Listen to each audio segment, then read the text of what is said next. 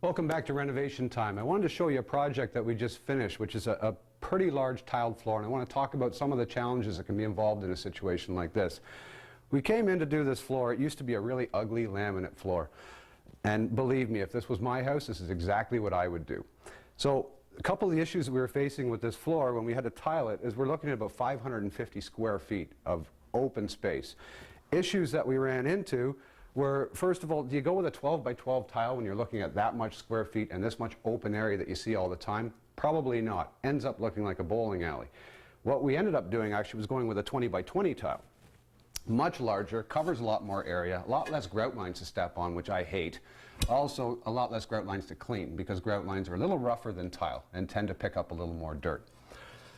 But still, even with a 20 by 20 tile, it's still hard to not have that look of a bowling alley where you've got the same pattern that repeats itself throughout the entire space that you're working with. So what we did is decide to actually break it up into patterns. So you see the table area here, what we did was went with a Listello around the table area to break it up, and then actually laid the tiles on a diamond inside, almost creating sort of a tiled mat appearance. We repeated this same design at the front door entrance as well, again, kind of giving it the feel of a mat. This was done not just, I didn't think of this all myself, neither did the customers, neither did the tilers. It was a joint decision as far as trying to decide what to do to make it all work.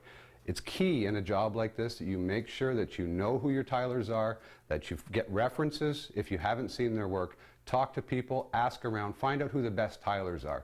We got lucky here, we got the best tilers in the city to take care of this for us.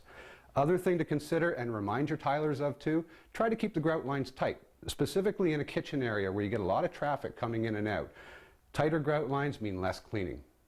Other thing I want to talk to you about as well is in here, it's a big area, so use a big mop. So we decided to go with 6-inch tiled baseboard.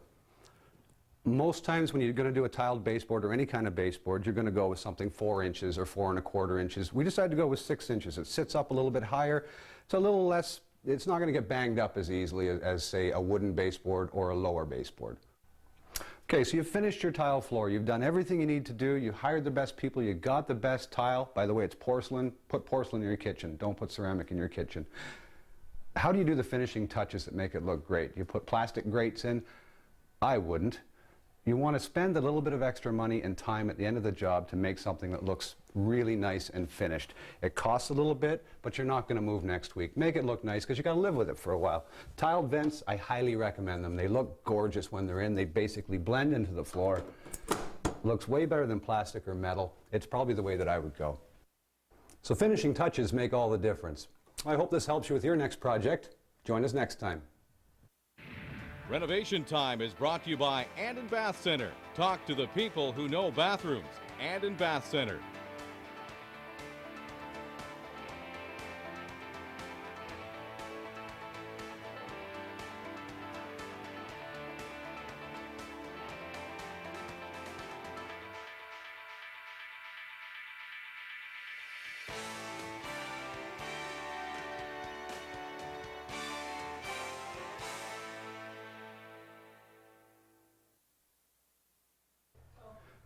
Coming up on Renovation Time, big projects require a lot of planning.